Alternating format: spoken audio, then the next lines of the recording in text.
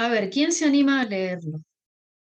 La idea es hacerlo más colaborativo y práctico. La verdad que extraño muchísimo la presencialidad. Por suerte ustedes mañana, el grupo que, bueno, los que se pudieron inscribir en el optativo, me imagino que estarán ansiosos por ir a la presencialidad, ¿o no? Sí, profe.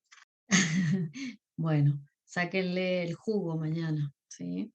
Y esperemos que podamos volver después, ya con, no al 100%, pero bueno, aunque sea al 70% de presencialidad.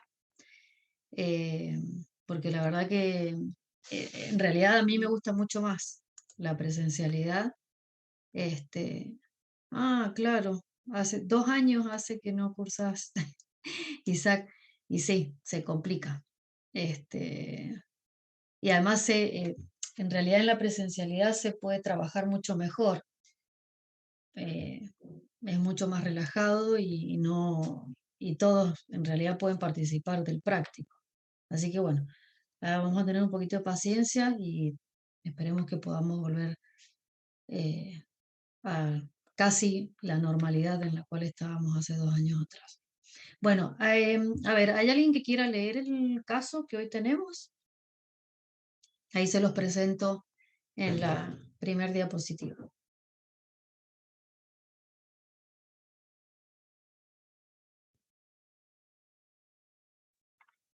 ¿Nadie quiere? Bueno, yo leo, pero. Bueno, muy bien. Niño de 2 años, sin antecedentes patológicos ni alergias conocidas, es llevado a la guardia porque comenzó con fiebre, vómitos y diarrea hace aproximadamente 12 horas. Su aspecto es pálido, tiene la mucosa oral seca y los ojos hundidos. Los resultados de los estudios son recuento de leucocitos, 15.600 por milímetro cúbico, fórmula leucocitaria relativa, el porcentaje, neutrófilos 25, eosinófilos 1, basófilos 0, linfocitos 65 y monocitos 9. PCR 36 miligramos por decilitros y el ionograma eh, dio sodio 168 milimol por litro, potasio 4,3 milimol por litro, calcio 1,12, cloruro 106 y la urea 50 miligramos por decilitro. La leucemia 78 miligramos por decilitro. Bueno, bien. Acá vamos a corregir algo que es la PCR no es en decilitros, es en litros, ¿sí? Hay un error ahí de tipeo. Es miligramos por litro, ¿m? Las unidades. Bueno, eh, bien, ¿cuál es el motivo de consulta para este paciente? Porque presenta fiebre, vómitos y diarrea hace más de 12 horas. Ujú, perfecto, muy bien. Entonces, ¿cuáles serían las posibles causas de estos tres motivos de consulta? Puede ser una gastroenteritis o una infección bacteriana a nivel del tubo digestivo. Bueno, podría ser, es una de las hipótesis, ¿sí? Bueno, que en este caso se generan. ¿Quién más quiere aportar cuáles serían las posibles causas?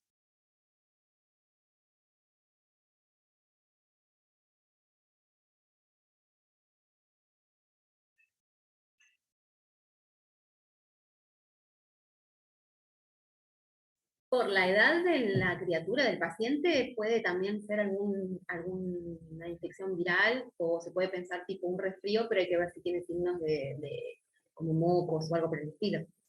Ujú, bien, bueno, otra hipótesis, muy bien.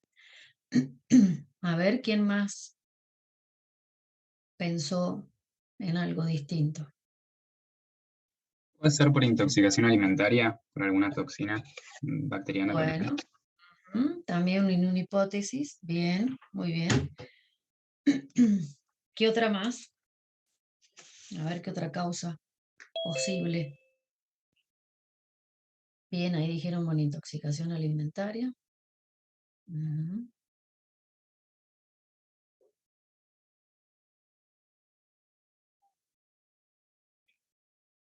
¿Alguien más pensó en otra cosa? Bien, acá dicen síntomas de COVID. Ujú, bien, bueno. Ujú. Bueno, entonces, en realidad, ¿cuáles serían las preguntas que ustedes les harían a los padres? Sí, porque no le pueden preguntar al niño porque tiene 2 años. ¿Qué preguntas ustedes les harían a los padres para evaluar esta situación?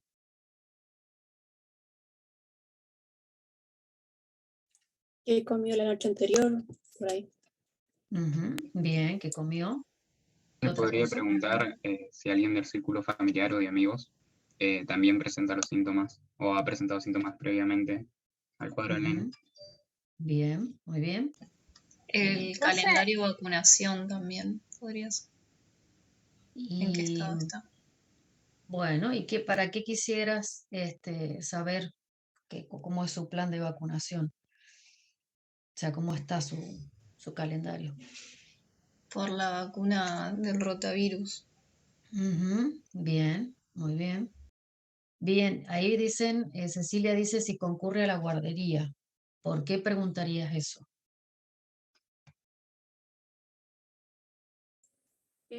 Por el contacto con otros chicos y porque hay ciertos microorganismos que son recurrentes en esos lugares.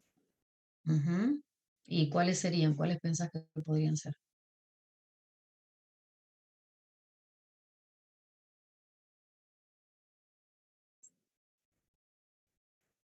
No se me viene ninguno ahora. Bien. Eh, bien, si tiene, ahí Isaac dice si tiene acceso a agua potable y servicios de deposición discretas también. Ujú, muy bien, bien. ¿Qué otra cosa más le preguntaría? Si se fue de viaje a algún lugar, por ejemplo, a algún lugar húmedo, o si viven en zona de chacra, zona donde pueden haber algunas infecciones. Ujú, bien, perfecto. Bueno, muy bien. Entonces, eso ya bueno, dependiendo dice contacto con mascotas o animales que no estén vacunados. Bien, y ahí, Claudia, ¿por qué relación tendría, por ejemplo, el hecho de tener mascotas que no estén vacunadas? Puede asociarse a algún tipo se puede pensar en algún tipo de enfermedad parasitaria. Ujú, bien, ahí. Isaac pone por parasitosis, muy bien. En realidad, las vacunas que se le colocan a los animales no son para los parásitos, sino que se les dan antiparasitarios. ¿Sí? No sé si alguno tiene algún perrito o un gato. Las vacunas no son para los parásitos, sino para el parvovirus, ¿sí? Y otros virus que afectan a las mascotas. Para el tema de los parásitos se les dan antiparasitarios, ¿sí? Para que sean eliminados por la materia fecal. O sea, sí, bueno, también entonces saber en realidad eso, ¿sí? Si tienen mascotas y si tienen el plan también así de desparasitación, vacunados. Muy bien. Bueno, entonces, en realidad acá se acuerdan que, según el caso de ayer no teníamos diarrea, pero hoy sí tenemos una diarrea. Y también hay una presencia de vómitos, ¿sí? Entonces, ¿dónde en realidad estaría, qué aparato, ¿sí? Es el que estaría afectado en este niño? Tubo digestivo. El tubo digestivo, muy bien. Ujú. Y, por ejemplo, con respecto a la diarrea, ¿sí? ¿Qué le preguntarían a los padres?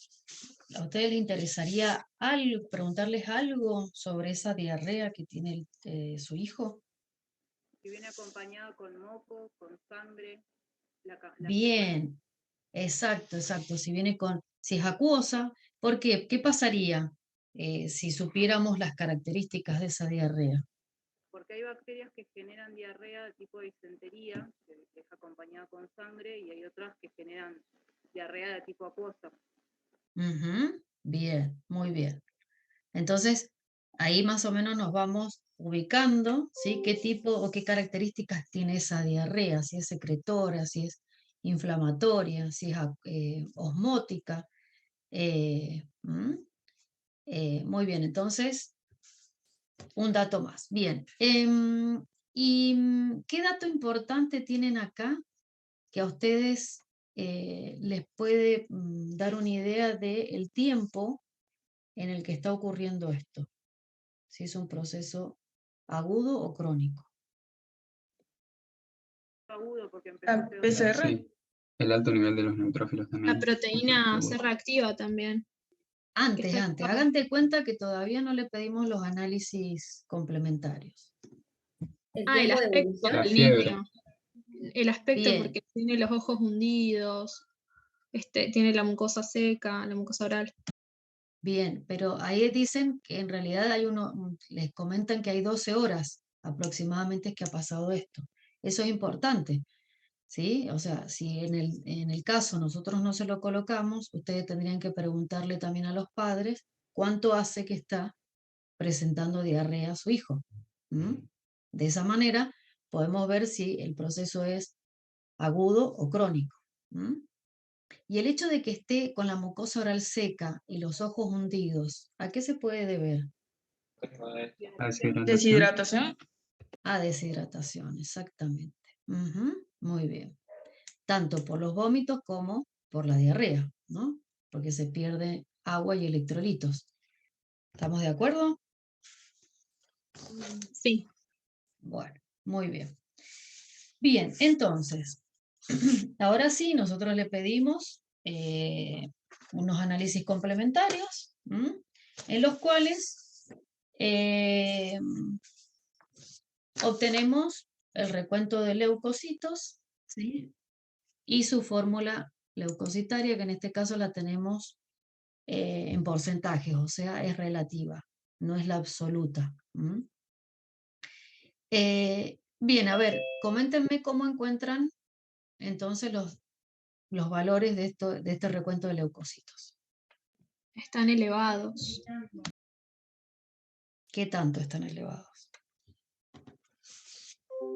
¿Cuáles serían los valores normales para un niño de 2 años? ¿Lo fueron a buscar a eso? Profe, eso le quería preguntar yo. ¿En qué Ah, bibliografía podemos encontrar alguna tabla así? Porque para niños no encontré. no encontraste. Bueno, por Claro, a mí ahí, me parecía para nenes como que tenían por lo general un recuento más alto que los adultos. Como que había un promedio de 12, 12,5, 13, ujú, ujú. pero no Bien, sabía porque no eran de acá. bien. Bueno, sí, en realidad los niños, ¿sí? Exacto, Mónica dice ahí hasta 13.000 células por milímetro cúbico. Normalmente tienen hasta los 6 años, ¿sí? Más o menos están aumentados los leucocitos.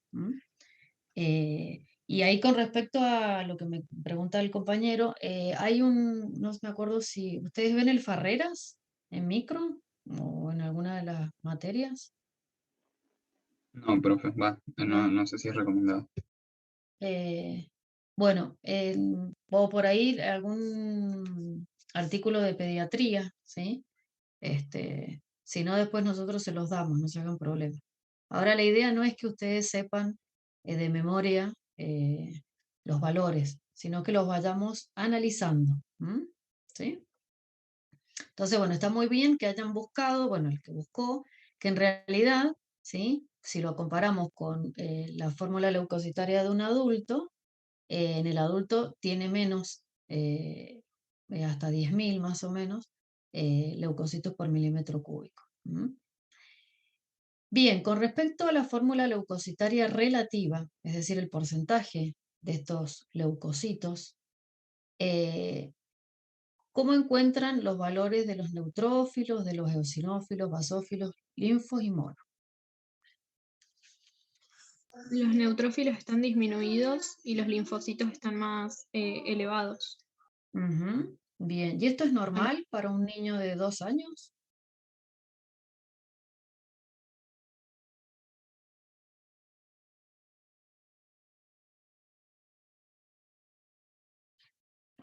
¿Alguien averiguó?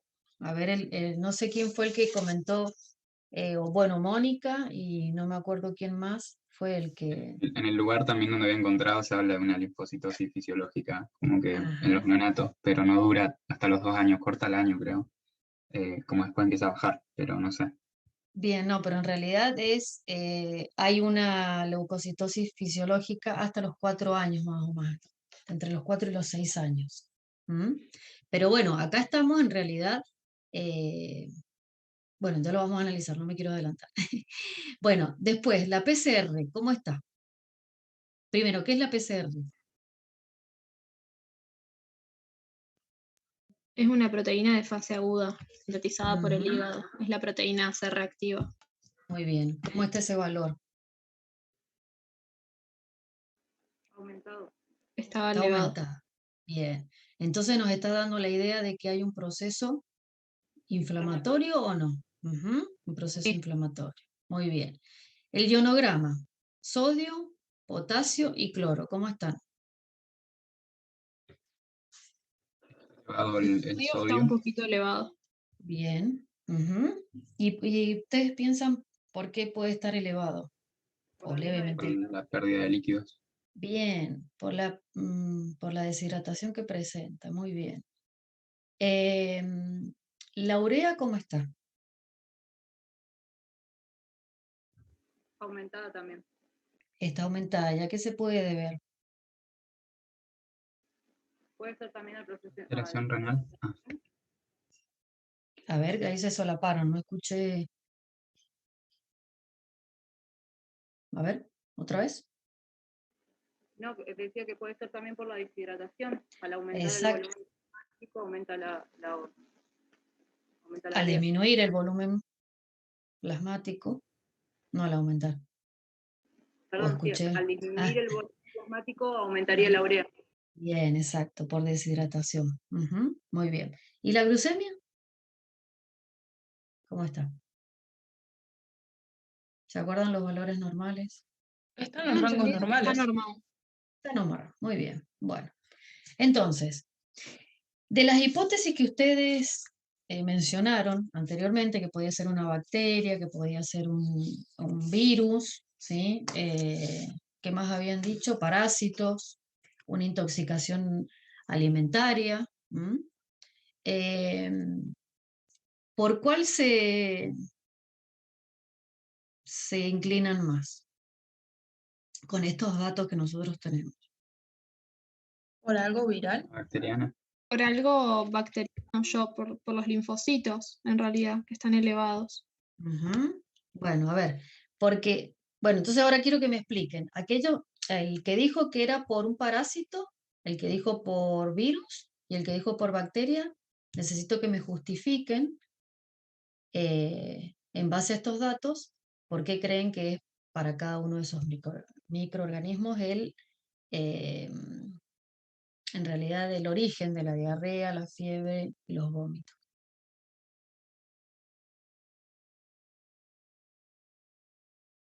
A ver, ahí una compañera recién empezó a comentar.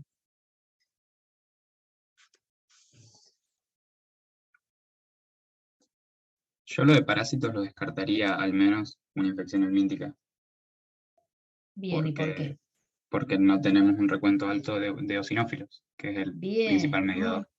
muy bien, perfecto. Ya está descartando entonces una parasitosis. Bien, el que dijo virus, Yo lo pensé por el lado de los linfocitos que estaban elevados, y como los virus son intracelulares obligados, ujú, la inmunidad celular es la que está más activa. ujú, bien, bueno. ¿Y la de que dijo bacterias? Yo por lo mismo, pero en este caso sería la inmunidad humoral la que predominaría, por ejemplo, en una bacteria extracelular. Ajá, bien, porque en realidad, bueno, el práctico en realidad se trata, ¿sí? de un microorganismo extracelular, que son las bacterias. ¿M? Entonces, por lo tanto, vamos a descartar de que sea un virus, ¿m? Porque los virus son intracelulares. ¿M? Entonces, bueno, estamos de acuerdo de que es una bacteria extracelular la que está produciéndole diarrea a este niño de 2 años. ¿Estamos todos de acuerdo? Profe, en caso que fuera un virus, ¿los linfocitos estarían mucho más aumentados o no? Exactamente, mucho más aumentado, sí. Ujú, ¿Y los monocitos exacto. y los neutrófilos se mantendrían Los normales? monocitos pueden llegar a ser aumentados también, ¿sí?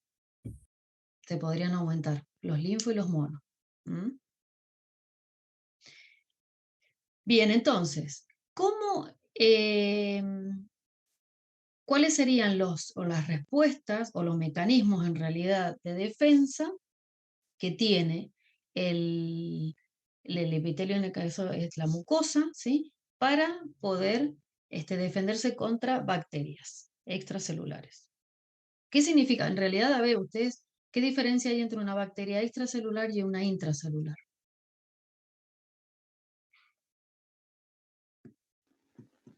Que la intracelular, la infección de esa no va a poder ser mediada por factores humorales. Ujú, bien, y su replicación es dentro de una célula, ¿sí? En cambio, las bacterias extracelulares se pueden reproducir fuera de una célula del organismo, ¿no? ¿Sí? ¿Estamos de acuerdo? Y puede ser reconocida por el sistema, por los anticuerpos preformados. En este caso, Entonces, sí, en este caso también podríamos descartar las bacterias intracelulares por la edad del niño. exactamente, muy bien, ujú, también. Bueno, entonces, ¿cuáles serían las primeras barreras, ¿sí?, con las cuales se encontraría esta bacteria extracelular en la mucosa intestinal?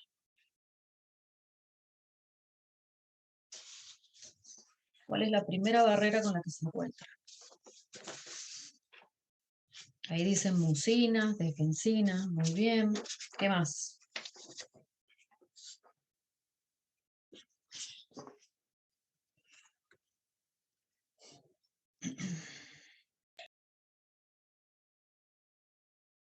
¿Qué son los PAM? Isaac.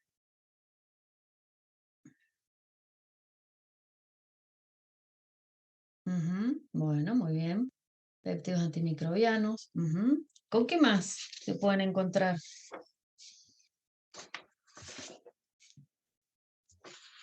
Con el moco, ¿no? ¿O no? Bien, con la IgA secretora. Ujú, muy bien. ¿Qué función cumpliría la IgA secretora, Micaela?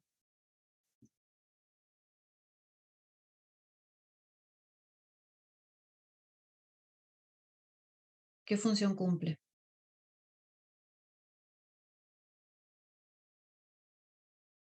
A ver si alguien.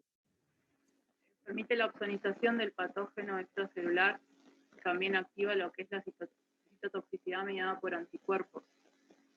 ¿La IgA secretora? Perdón, la IgA sérica. La IgA secretora es la opsonización. Claro, en realidad lo que hace es neutralizar, ¿sí?, al microorganismo. ¿Mm? ¿Sí? Acuérdense que esta no activa el complemento. Ya lo vamos a ver. La IgA no activa al complemento, la IgG o la IgM, ¿sí?, o subclases de IgG. ¿Estamos de acuerdo? Bueno, entonces, entonces, hablamos de que tenemos el moco, ¿sí? Tenemos las proteínas antimicrobianas, como ustedes comentaron, las mucinas, y la IgA secretora, ¿sí? Cada una de estas células del epitelio mucoso tiene distintas funciones. No vamos a ahondar en esto. Entonces, supongamos que la bacteria en realidad pudo atravesar esta primera barrera física y química, porque se acuerdan que nosotros hablábamos también que los enterocitos, ¿qué características tenían? ¿Cómo eran sus uniones? ¿Se acuerdan ayer? Tienen fuertes uniones ocluyentes, Exclusivos. Ujú, también bien. tienen adherentes y desmosomas. Bien, o sea que también no permiten el pasaje libre de microorganismos. Pero supongamos que esta bacteria, que en realidad es lo que le pasó a este nene, pudo atravesar esta barrera física y química. Entonces, ¿qué sucede? ¿Cuál va a ser la respuesta que se va a inducir ahora? Puede ser captada por las células que se presentan en la lámina propia o los linfocitos, ¿cómo eran? Inmunitarios innatos, creo, que son como los TH17. Bien. Entonces acá empezamos a hablar de que puede haber una respuesta innata y adaptativa. Sí, primero se pone en manifiesto la innata. Muy bien. ¿A través de qué? Yo les voy a mostrar después una diapo, pero no se preocupen, es para que ustedes trabajen. Se activa el complemento, profe, en este caso. Ah, muy bien, han estado estudiando, cómo me gusta. Bien, ¿y cómo se activa el complemento?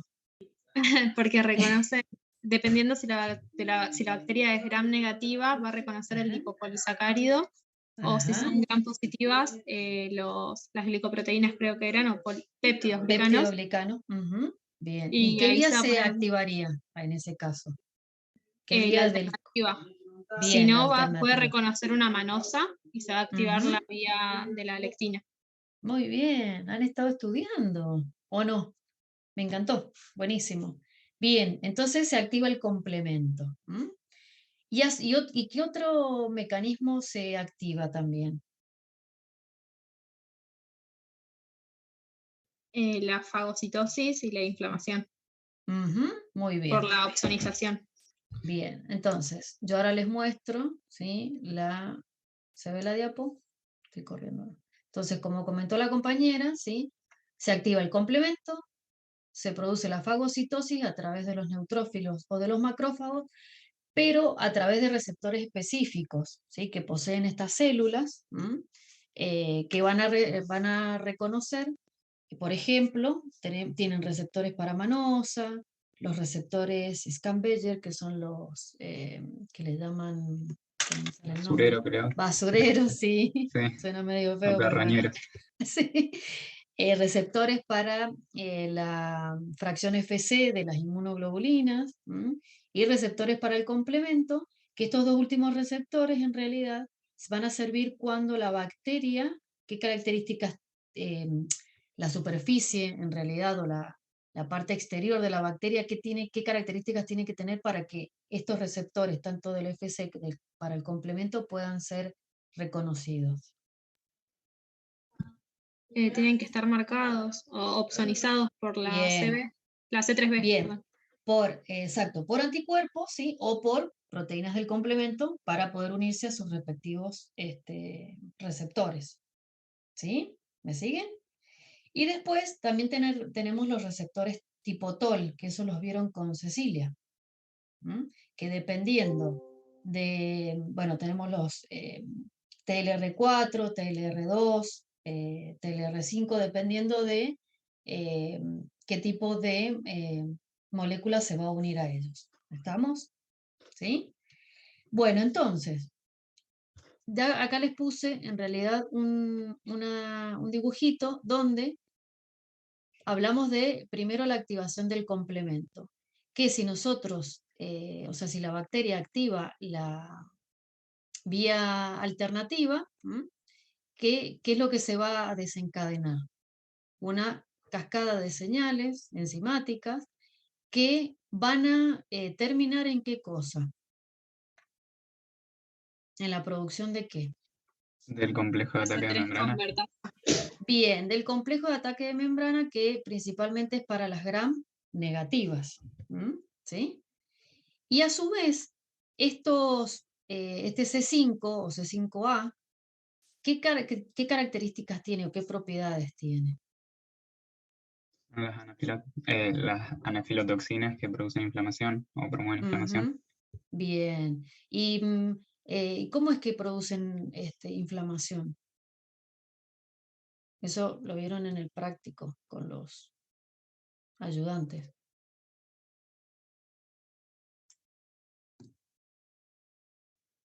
No me acuerdo ya esa parte, pero yo supongo que activaría o sea, promovería lo que es la síntesis de interleuquinas proinflamatorias como 1 y 6, y traería consecuentemente también la síntesis de interleuquina 8, que generaría quimiotaxis de neutrófilos, y estos liberarían Bien. mediadores inflamatorios.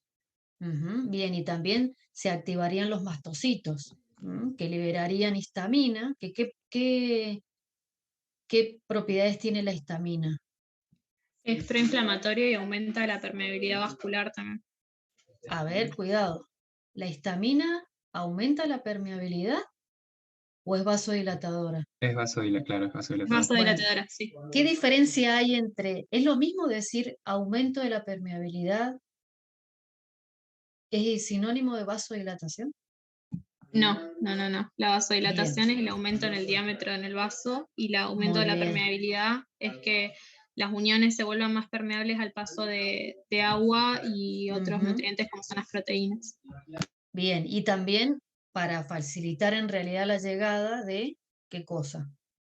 De los leucocitos, Bien, de más bien, macrófagos o de más mis mastocitos. macrófagos, de polimorfos nucleares y al sitio de infección, ¿sí? Entonces, bueno, que quede bien claro que la vasodilatación en realidad es el aumento del radio, porque esta histamina, ¿dónde va a actuar? A nivel ¿de qué? Para producir vasodilatación. Del endotelio, pero ¿qué parte del endotelio? El músculo liso endotelial. Bien, muy bien, Cecilia, el músculo liso. Entonces eso es lo que favorece también el aumento del flujo, por lo tanto va a llegar mayor cantidad de sangre y va a traer mayor cantidad de células, en este caso polimorfos nucleares, que por el aumento de la permeabilidad vascular, ahí van a poder atravesar el endotelio y pasar ya al intersticio. ¿Me siguieron? ¿Sí? ¿Vamos bien? Bueno. Bien, entonces se va a producir, en realidad, dice el profe, ¿se puede decir que el aumento de la permeabilidad es consecuencia? No, no es consecuencia de la vasodilatación. Una cosa es la vasodilatación porque está dada por la histamina, que es liberada por los mastocitos cuando se activan, y otra cosa es el aumento de la permeabilidad, que es cuando debilitamos en realidad las uniones, ¿sí? Estrechas que hay entre en este caso, de las células endoteliales, ¿sí? Que también este aumento de permeabilidad también se puede dar a nivel del epitelio de la mucosa, es decir, de los enterocitos, ¿sí? Entonces no es una consecuencia. Porque puede existir vasodilatación, pero no aumento de la permeabilidad, porque dependen de moléculas distintas. ¿Sí? Muy bien, bueno. Bien, entonces, todo esto llega a la inflamación. Y después me hablaban de que también estaba en juego, o se ponía en marcha, la inmunidad adaptativa. ¿Sí? ¿Cuál sería la función de esa inmunidad adaptativa?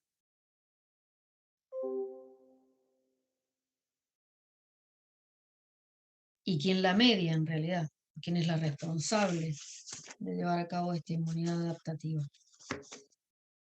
No permitiría como que potenciar la respuesta inmunitaria porque, por ejemplo, no sé si si una célula dendrítica a nivel de la mucosa captara alguno de los antígenos o que éste haya pasado y sea captado por una célula dendrítica, lo podría llevar a los GALT asociados, y ahí se promueve esta respuesta adaptativa y, por ejemplo, podrían recircular linfocitos activados que activaran a los CD8 que están en la membrana, perdón, en el epitelio, o si no, activar a los linfocitos B para que sinteticen más inmunoglobulinas neutralizantes.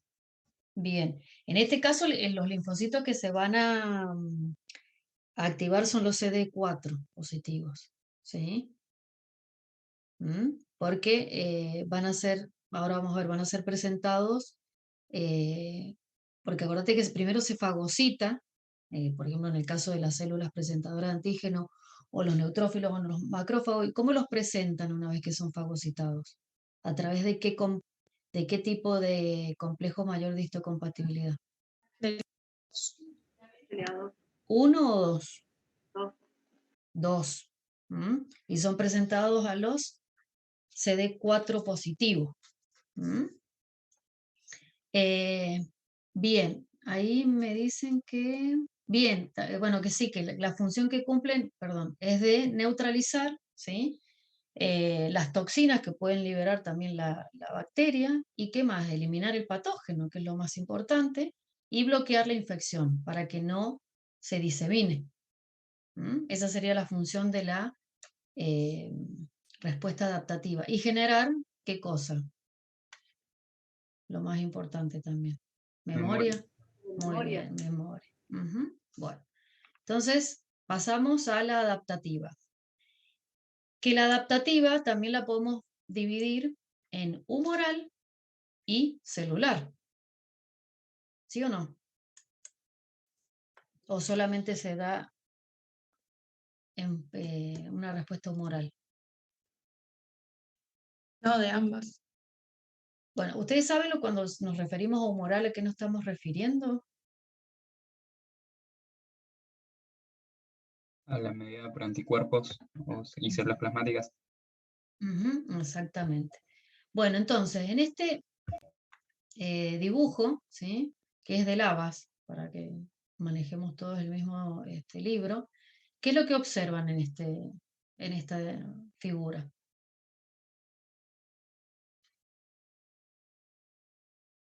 A ver si alguien me puede explicar.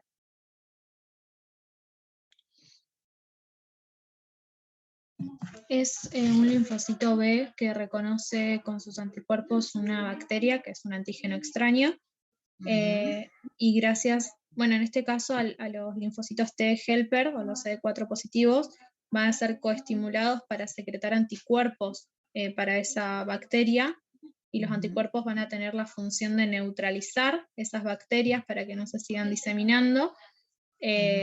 Van a estar marcadas o las van a opsonizar para que vengan los fagocitos, que son los macrófagos, y estos los van a fagocitar para matar el microbio, digamos, el microorganismo. Bien. También se va a poner en marcha el complemento. Bueno, entonces, en realidad lo que vamos a obtener es que exista una neutralización, ¿sí?, del microorganismo a través de anticuerpos que se van a unir a sitios de reconocimiento en la pared, en este caso de la bacteria. Y la otra es que al opsonizarse, es decir, al marcarse con esos anticuerpos, ¿qué sucede? Era lo que hablábamos, van a ser reconocidos por el receptor Fc y fagocitados, ¿sí? Pero a su vez tenemos la activación del complemento, como vimos en la diapo anterior, que la activación del complemento por la vía alternativa o la vía clásica, ¿por quién se da? En realidad por la IgG y la IgM, acuérdense, no por la IgA. No tienen capacidad para activar el complemento a la IgA. Entonces se puede dar una fagocitosis por bacterias que están cubiertas por el C3, o producirse, bueno, la inflamación o la lisis del microbio, ¿sí? Y después tenemos la respuesta, bueno, y ahí están. Acá sí, la neutralización entonces puede ser por cualquiera de estos tres tipos de inmunoglobulinas. Y después tenemos la respuesta, que es la respuesta celular, que acá ¿quién la va a mediar cuando hablamos de celular? Los linfocitos TCD8 principalmente. Bien, exactamente. Bien, no, los CD4.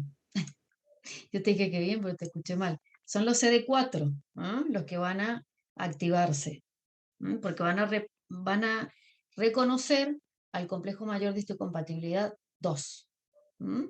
Y también se va a producir la liberación de interleuquinas, ¿sí?, que van a llevar a la inflamación, a la activación del macrófago, ¿sí?, y a la activación de los linfocitos B, como vimos en la parte de arriba, ¿sí?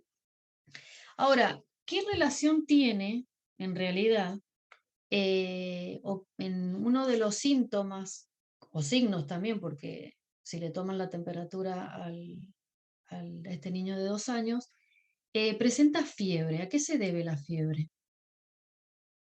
¿Tiene algo que ver con alguno de estos procesos? Hay, hay interleuquinas como la interleuquina 1, que son pirógenos, endógenos, Ujú, que van a ujú. actuar a nivel igual ya de lo que es el termostato del cuerpo. Eso ya no sé el mecanismo, pero Está también hay bien. otras interleuquinas que promueven el metabolismo exacerbado, por ejemplo, de lípidos Ujú, o de carbohidratos, que llevan a un ujú. aumento de la temperatura, que Bien. permite también afectar a los microorganismos. Ujú. Bien, acá en este caso sería la interleuquina 1 que actúa a nivel hipotalámico, para, que es lo que produce la fiebre, ¿sí? Muy bien. Bueno, han estudiado un montón, me encanta. Bueno, bien, una vez que se pusieron en marcha todos estos mecanismos, ¿sí? Se resuelve el proceso. Ahora, ¿qué pasa con este niño? ¿Por qué todavía presenta signos y síntomas?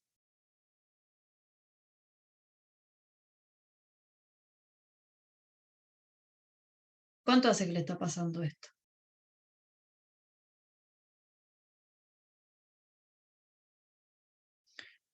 Ahí lo decía al principio, en el caso. Hace 12 Hace horas. 12 horas. Hace 12 horas. Bien, entonces, si nosotros recordamos, ¿sí? Cómo es que se van activando los distintos sistemas, podemos ver que durante las primeras 12 horas después de la infección, la inmunidad innata es la que prevalece. En cambio, ya después de, el primer día o el cuarto día, ya la inmunidad adaptativa es la que tiene mayor relevancia. O sea que en este paciente, em, en ¿cuál sería la inmunidad que estaría en este momento actuando en La forma innata. prevalente? La innata, muy bien. Ujú. Bien. Profe, una Bueno, pregunta. sí. La interleuquina 1 que dijo que era liberada y que producía fiebre principalmente, Ujú. ¿quién la libera? ¿Los A ver, linfocitos TCD4? ¿quién los libera? A ver quién le puede contestar al compañero. Los macrófagos. Los macrófagos, exacto. ¿Y qué más liberan los macrófagos además de interleuquina 1? Interferón gamma. ¿Y qué más? Interleucina 6, la Ujú, 8, la 12, la 18 que atrae Natural Killer, la 8, ujú, la quimioquina SNAP2 y leucotrienos B4 que también atrae a polimorfos nucleares. ujú. Bien. ¿Y cuáles serían las tres principales que van a actuar sobre el hígado, ¿sí? Para estimular la producción de proteínas de fase aguda? Que La una de 1 ellas es la 1, la 6 y qué más.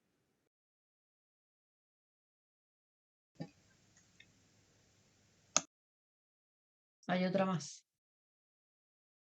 No, la 8 no. Interferón gamma, puede ser. el factor de necrosis tumoral El alfa. factor de necrosis tumoral, exactamente, ¿sí? Esas tres son las principales que van a estimular al hígado, ¿sí? A producir las proteínas de fase aguda, que una de ellas ya la vimos, que es la PCR, la proteína C reactiva, que le estaba dando alta en este chico, ¿sí? ¿Mm? Y bueno, para adelantarnos un poquito para lo que van a ver mañana, en realidad nosotros tenemos que, ¿cómo es que evaluamos a nosotros bioquímicamente el sistema inmune? ¿Cómo piensan que lo podemos evaluar? Con una muestra de sangre. Algo vimos con... Con la búsqueda de anticuerpos, o sea, reacciones que detecten anticuerpos. Pero antes, mucho antes de eso, ¿sí? O sea, normalmente cuando uno le saca sangre, ¿sí? ¿Se acuerdan que en realidad hay una analítica que se pide de rutina, que es el hemograma? Dentro del hemograma tenemos el recuento de células, tanto rojas como blancas, ¿sí? Entonces, para poder evaluar en realidad el sistema inmune, ¿cuáles me interesan? ¿La serie blanca o la serie roja? Blanca. La blanca. ¿Por qué?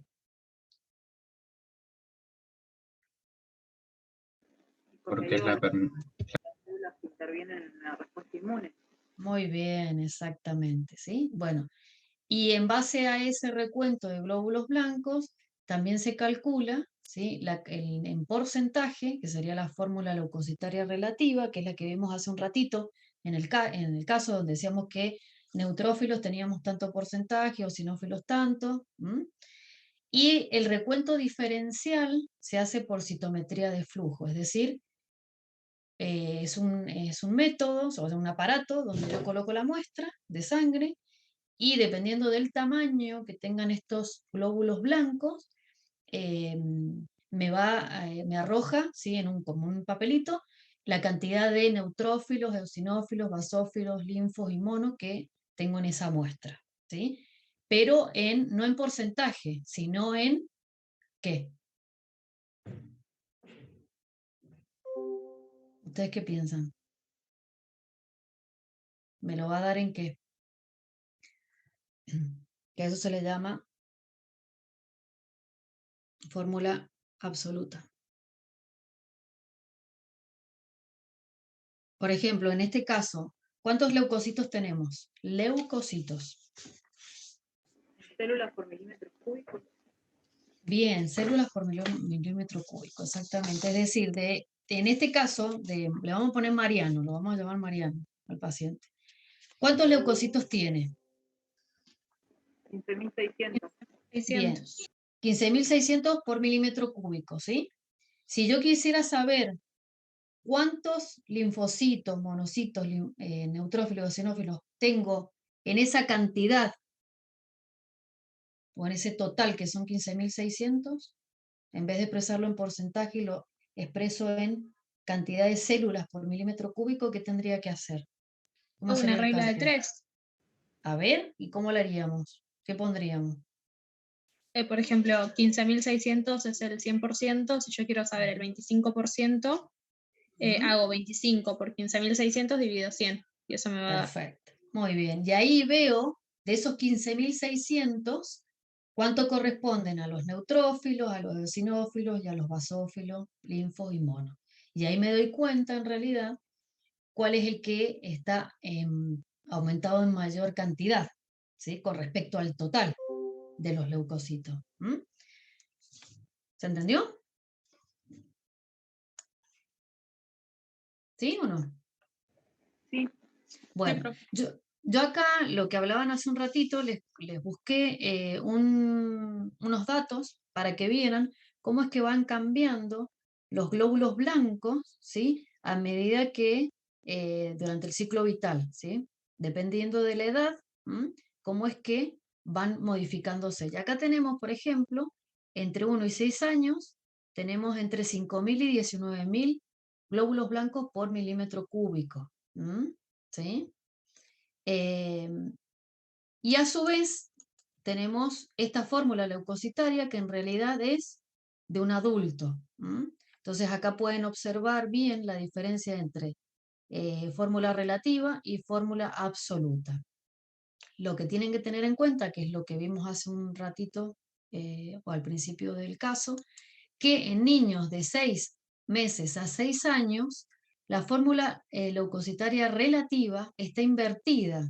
Se le llama, por eso se le llamaba linfocitosis fisiológica, es decir, que tengo mayor cantidad de linfocitos que un adulto. Y eso no significa que sea patológico, sino que es fisiológico. ¿Estamos? En el caso de Mariano, que es el nombre que le pusimos a este niño, estamos ya en el límite superior de los linfocitos. Entonces, ¿podemos decir que tiene linfocitosis, Mariano?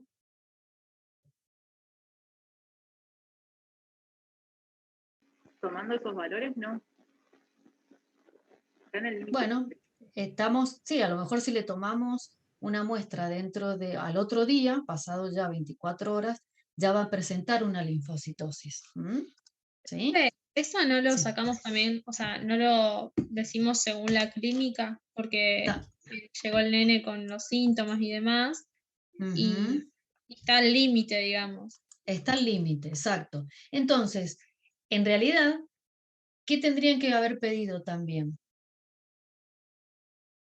Algo que van a ver mañana en el práctico. La eritrosedimentación.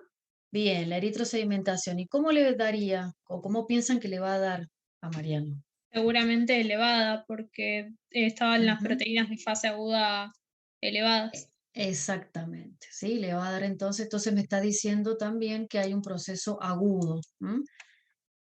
Por lo tanto, se pide una eritrosedimentación, ya se pidió el dosaje de PCR, ¿sí?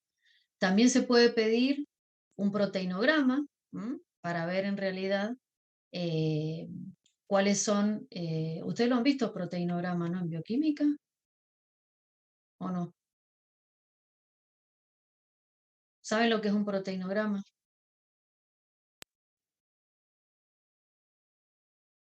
No, profe, yo no. No.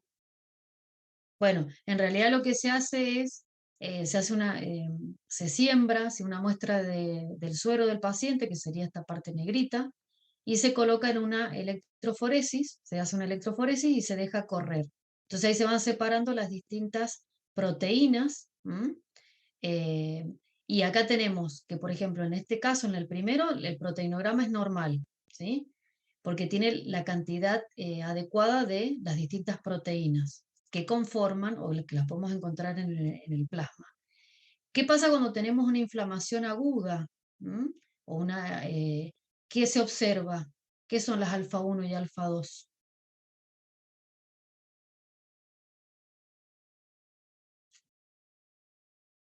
Son proteínas de fase aguda.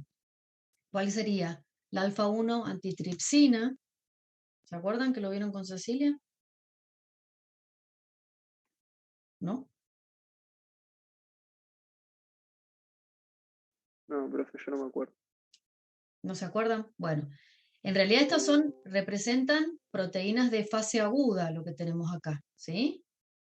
Y cuando ya aparece esta banda a lo último, ¿de qué corresponden? ¿Qué son las gamas? Ya es una inflamación crónica. ¿Qué hay? ¿Presencia de qué? De anticuerpos. ¿Sí? Estos son los anticuerpos que aparecen acá. Bueno, y excepcionalmente también se puede pedir dosaje de C3 y C4 para ver cómo es que está el sistema del complemento. ¿Sí? Bueno, no pensé, ahí veo el chat, pensé que habían visto proteinograma en bioquímica. ¿A qué se referían con...? Bueno, espero no haberlos confundido con lo del proteinograma. En realidad el proteinograma se hace para poder ver qué clases de proteínas, ¿sí?, están presentes en el suero de esa persona o en el plasma. Y en base a esta corrida que se ve, se le llama corrida porque van corriendo dependiendo de las cargas eléctricas que tienen, y se van separando en bandas. Entonces, yo comparo con lo normal y veo cuando aparecen bandas que son mucho más marcadas y eso me da idea de que hay una fracción de proteínas que está aumentada. ¿Estamos? En el caso de la fase aguda solamente tenemos proteínas de fase aguda. Y en el caso de una crónica tenemos las de fase aguda más los anticuerpos. ¿Sí?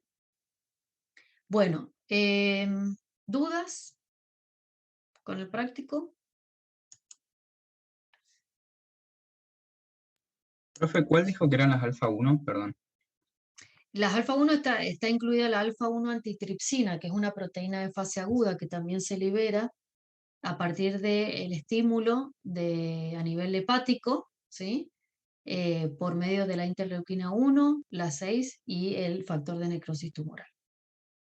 Ok, gracias. Yo lo vi revisen el teórico de Cecilia, donde habla, ¿sí?, de las proteínas de fase aguda, que son liberadas a través de estos estímulos de las interleuquinas proinflamatorias, Y ahí habla de las distintas proteínas de fase aguda, que es la PCR, la alfa-1 antitripsina, la ceruloplasmina, varias. Así que bueno, fíjense que esa se los ha dado Ceci. Yo no quería en realidad estirarme más porque ella se los había dado en el teórico.